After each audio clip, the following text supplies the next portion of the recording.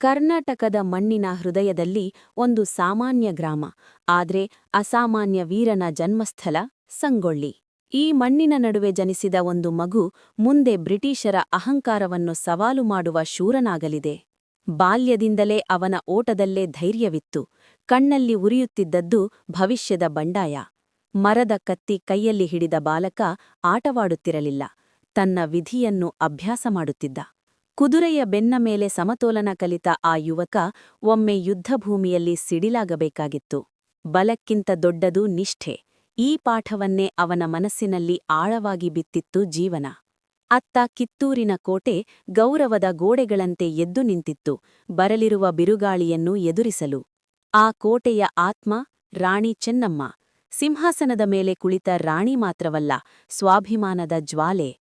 ಅವಳ ಮುಂದೆ ತಲೆಬಾಗಿ ನಿಂತ ರಾಯಣ್ಣ ಪ್ರಾಣಕ್ಕಿಂತ ಮೇಲಿರುವ ನಿಷ್ಠೆಯ ಪ್ರತಿಜ್ಞೆ ಮಾಡಿದ. ಆದರೆ ಕತ್ತಲೆ ಹಾದಿಯಲ್ಲಿ ಬ್ರಿಟಿಷರು ತಮ್ಮ ಸಂಚುಗಳನ್ನು ಈಗಾಗಲೇ ನೇಯ್ದುಕೊಂಡಿದ್ದರು. ಯುದ್ಧದ ಗಾಳಿ ಬೀಸತೊಡಗಿತು. ಕತ್ತಿಗಳು ಮೆರುಗುಗೊಂಡವು, ಕುದುರೆಗಳು ಕಾದವು, ಹೃದಯಗಳು ಗಟ್ಟಿಯಾದವು.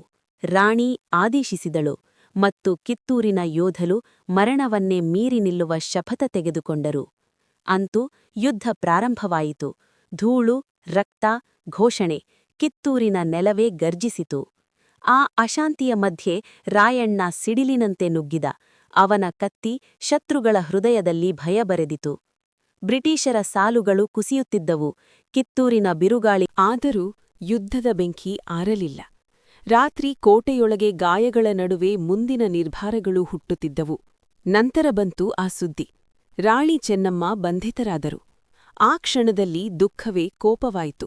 ರಾಣಿ ಬಂಧಿತರಾದರೂ ಹೋರಾಟ ಬಂಧಿಯಾಗಲಿಲ್ಲ. ಕಾಡಿನ ಮಧ್ಯೆ ರಾಯಣ್ಣ ಮತ್ತೆ ಪ್ರತಿಜ್ಞೆ ಮಾಡಿದ. ಇನ್ನು ಮುಂದೆ ಯುದ್ಧ ನೆರಳಿನಲ್ಲಿ ನಡೆಯಬೇಕಿತ್ತು. ಗೆರಿಲ್ಲಾ ಹೋರಾಟ, ಹೊಡೆದು ಮಾಯವಾಗುವ ಕಿಡಿ. ರಾತ್ರಿಯ ಕತ್ತಲಲ್ಲಿ ಬ್ರಿಟಿಷರ ಖಜಾನೆ ಮೇಲೆ ಬಿದ್ದ ದಾಳಿ ಅವರ ನಿದ್ರೆಯನ್ನೇ ಕದ್ದಿತು. ಜನರು ಅವನಲ್ಲಿ ಕೇವಲ ಯೋಧನನ್ನು ನೋಡಲಿಲ್ಲ, ತಮ್ಮ ಸ್ವಾಭಿಮಾನದ ಮುಖವನ್ನೇ ಕಂಡರು. ರೈತರ ಮಧ್ಯೆ ನಿಂತ ರಾಯಣ್ಣ ಧೈರ್ಯವಿಲ್ಲದ ಹೃದಯಗಳಲ್ಲೂ ಬೆಂಕಿ ಹಚ್ಚುತ್ತಿದ್ದ. ಬ್ರಿಟಿಷರ ಕಚೇರಿಗಳಲ್ಲಿ ಈಗ ಒಂದು ಹೆಸರೇ ಭಯವಾಗಿ ಹರಡಿತ್ತು: ರಾಯಣ್ಣ. ಆದರೆ ಮಹಾಯೋಧರ ಕಥೆಯಲ್ಲಿ ಶತ್ರು ಯಾವಾಗಲೂ ಹೊರಗಿನಿಂದ ಮಾತ್ರ ಬರುವುದಿಲ್ಲ, ದ್ರೋಹ ಒಳಗಿನಿಂದ ಹುಟ್ಟುತ್ತದೆ. ಮುಂಜಾನೆಯ ಮಂಜಿನ ನಡುವೆ ಸುತ್ತುವರೆದ ಶತ್ರುಗಳು. ಆದರೂ ರಾಯಣ್ಣ ಕೊನೆಯ ಕ್ಷಣದವರೆಗೂ ಹೋರಾಡಿದ. ಬಂಧನ ಸರಪಳಿಗಳು ಅವನ ಕೈಗಳನ್ನು ಹಿಡಿದವು, ಆದರೆ ಅವನ ಆತ್ಮವನ್ನು ಮುಟ್ಟಲಿಲ್ಲ. ನ್ಯಾಯದ ಹೆಸರಿನಲ್ಲಿ ನಡೆದ ಅದು ವಾಸ್ತವದಲ್ಲಿ ಭಯಗೊಂಡ ಅಧಿಕಾರದ ಶಿಕ್ಷೆ. ಗಲ್ಲುಗಂಬದ ಕಡೆ ನಡೆದು ಹೋಗುತ್ತಿದ್ದವನ ಹೆಜ್ಜೆಯಲ್ಲಿ ಭಯವಿರಲಿಲ್ಲ, ಇತಿಹಾಸವೇ ಜೊತೆಯಾಗಿ ನಡೆಯುತ್ತಿತ್ತು. ಒಬ್ಬ ವೀರನ ಉಸಿರು ಅಲ್ಲಿ ನಿಂತಿರಬಹುದು, ಆದರೆ ಅವನು ಹೊತ್ತಿಹಾಕಿದ ಬಂಡಾಯ ಅಲ್ಲೇ ಅಮರತೆಯಾಯಿತು. ಇಂದು ಕೂಡ ಕನ್ನಡ ನಾಡಿನ ಗಾಳಿಯಲ್ಲಿ ಆ ಹೆಸರು ಕೇಳಿಸುತ್ತದೆ: ಕ್ರಾಂತಿವೀರ ಸಂಗೊಳ್ಳಿ ರಾಯಣ್ಣ.